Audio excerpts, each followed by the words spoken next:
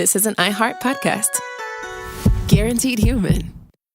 Work can be a little weird. Cringy training seminars, coworkers who won't stop talking about their plant, forgetting the mute button at an inopportune moment. We have to deal with a lot on any given workday. Sometimes it can feel hard to thrive and move forward in your career. Well, that's where LinkedIn comes in. LinkedIn helps you get ideas and insights from experts in your field, connect with people professionally, grow your network, and access tools designed to help you find the right fit for your next role. Whether you're just getting started, figuring out your next move, or looking to accelerate your career, LinkedIn is built to support you at every stage because LinkedIn is the network that works for you. Visit linkedin.com/knowstuff to learn more.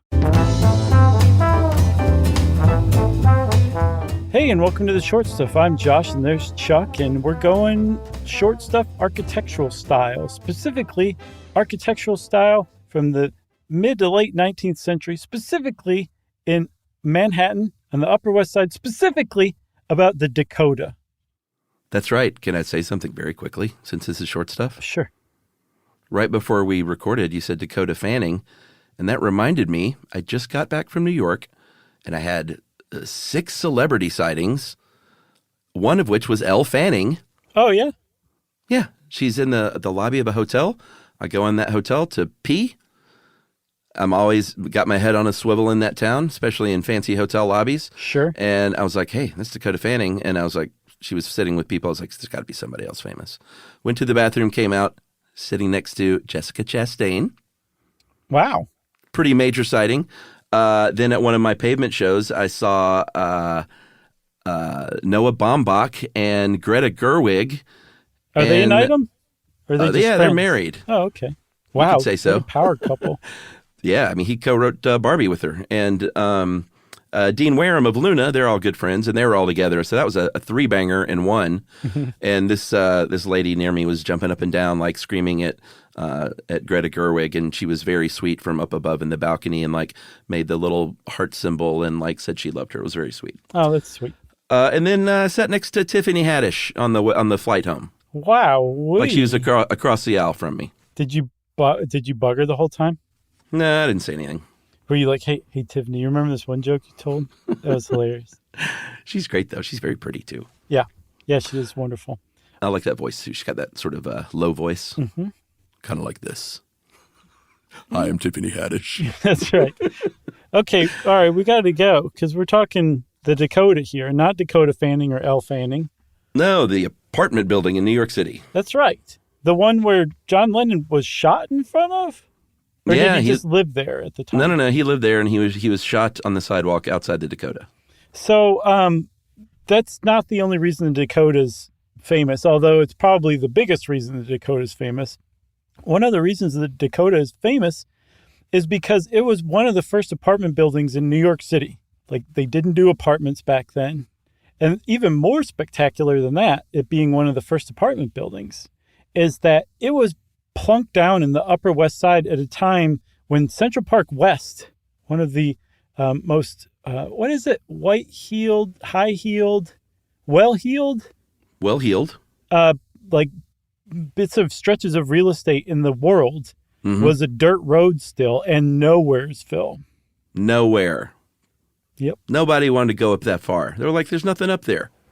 That's right. Bunch of hayseeds. In fact, it was so far out that the guy who built the Dakota, who we'll meet in a second, Edward Cabot Clark, bought it from an industrialist whose wife threatened to divorce him if he built their house out there. And he's like, all right, I'll just get rid of this piece of land then.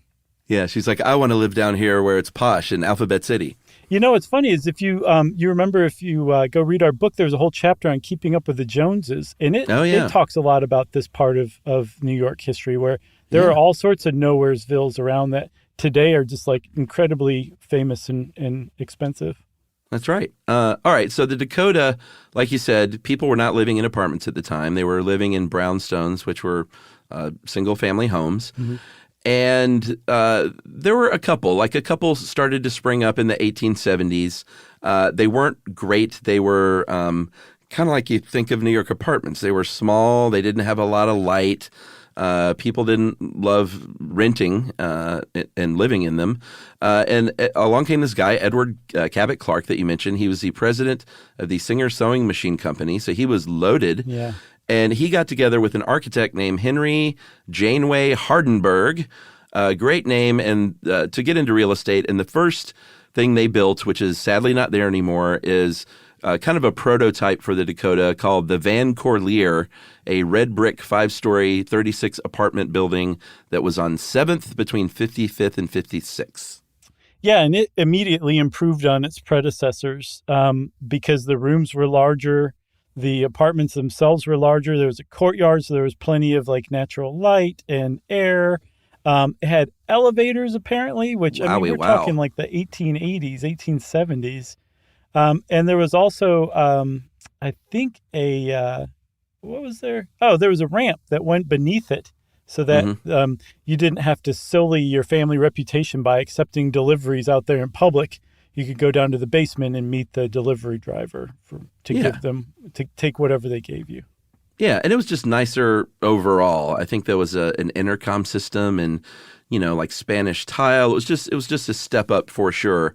And all of a sudden in 1878, they rented out very quickly. And so Clark was like, all right, it turns out if you build it nice enough, they will come and apartments can be a real thing. And like you said, bought that property, or I guess it was just land at the time, right? Yeah. Yes. Bought this land from Jacob Henry Schiff way, way uptown and decided to build his second sort of dream property there. Yep, which would be the Dakota. And I say that we pause for a message break and then return and begin talking about the Dakota some more. And Tiffany Haddish right after this. Learning stuff with Joshua and Charles. Stuff you should know. The springtime thaw is finally here. Flowers are blooming. Days are longer. We're saying yes to more plans and finally getting outside, running, walking, just moving again. It's the perfect time to upgrade your everyday go-tos with Bombas. Take Bombas sports socks. They're super comfortable and designed with sport-specific tech for running, cycling, yoga, hiking, you name it. I use them to run in, and I can tell you they work beautifully. So head over to bombas.com and use code SYSK for 20% off your first purchase. That's BOMBAS.com, code SYSK at checkout. Hey everybody, here's a fact for you. In the United States, there is a break-in every 26 seconds, and that means that somewhere right now, an intruder is getting closer. And the problem with most security systems is that they only alert you after the break-in has started, and that's too late. Well, that's what makes SimpliSafe different. They use alerts. SimpliSafe's US-based live agents, they identify threats on your property and help deter them before they actually break in. So the intruder never gets into your house. The crime is stopped before it even starts. That's right. And another great thing about SimpliSafe is they have no long-term contracts. They give you peace of mind and great value with their monitoring deterrence plans because they just start at about $1 a day. Yeah, SimpliSafe sent us a setup years back, and I still use mine every day. Yeah, and apparently setup, you can do it by yourself in under 30 minutes, so it's a really good value and it doesn't take long. So if you want to experience the SimpliSafe peace of mind, you can take advantage of the SimpliSafe discount offered to Stuff You Should Know listeners. Right now, you can get 50% off your new system by visiting simplisafe.com/stuff. That's half off at simplisafe.com/stuff. There's no safe like SimpliSafe.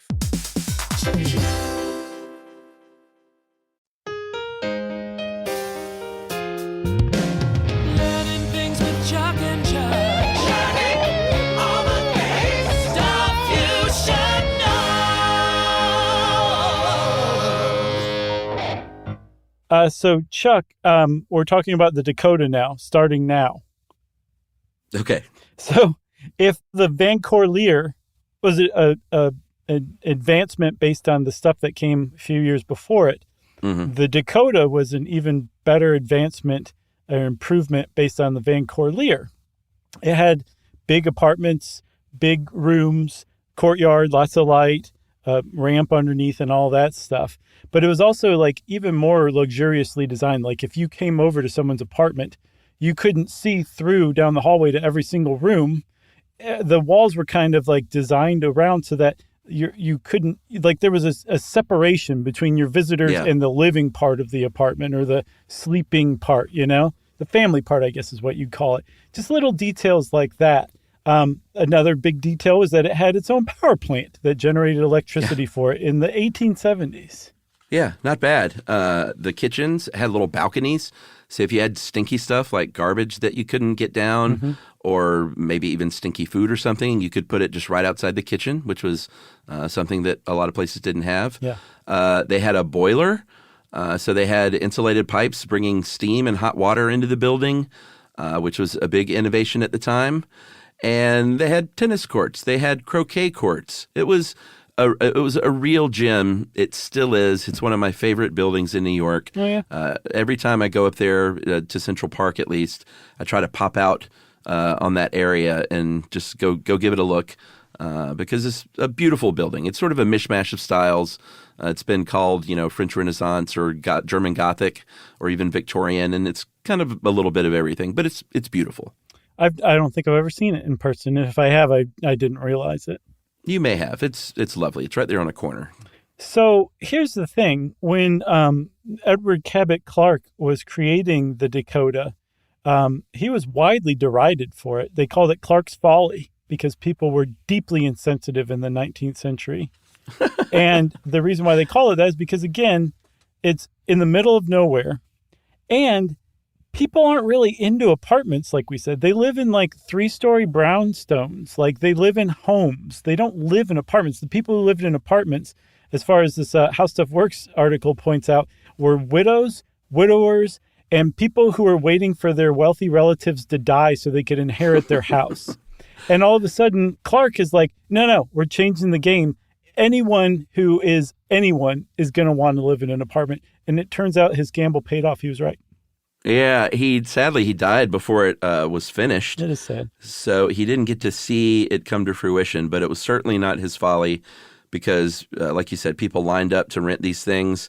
Or I guess, I don't know, were they all rentals at the time? I wonder if anyone were available for sale. I think they were all rentals. Okay, well, people rented them, but they were people that had money. They just weren't like robber barons who wanted to live in mansions. They were sort of the early New York, upper class. They were people who were bank presidents and people who the CEOs of the time. Right. Apparently the Adams sisters were heirs to a chewing gum fortune. They lived there. What's that? And that flavor, tea berry, one of the greatest gum flavors of all time. That's Adams. What was it? Tea berry. Now, are you kidding? Because I can't tell. No, that's for real. It's like a kind of salmon pink colored gum. No, the wrapper is. Oh, okay. It tastes like salmon too. No, it's a really delicate, unique flavor, and you could probably find it at Cracker Barrel. Don't they have all sorts of old-timey candies? Or one of those Rocket Fizz places? I have no idea. Anywhere that sells candy, I'll bet they have tea berry stick gum, and it's really worth trying. All right. I'll check. Nice tip there. Thanks. So the Dakota started a trend. All of a sudden, luxury apartment houses started popping up all over the place, kind of in the same model with bigger rooms and higher ceilings and stuff like that. And the Upper West Side, it wasn't right then, but around the early 1900s, that really started to take off and really changed the face of New York. They started building up more after World War I, obviously.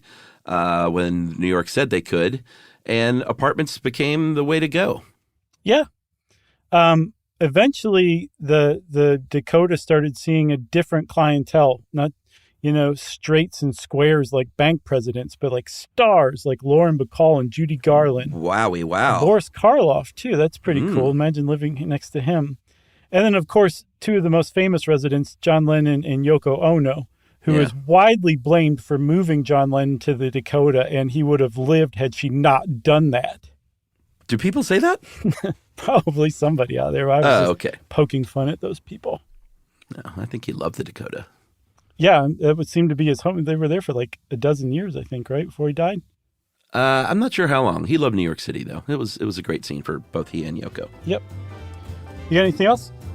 I got nothing else. Go check out the Dakota if you're in New York. It's a great looking building. Yes, it is. And since Chuck said that means Short Stuff's out. Stuff You Should Know is a production of iHeartRadio. For more podcasts from iHeartRadio, visit the iHeartRadio app, Apple Podcasts, or wherever you listen to your favorite shows.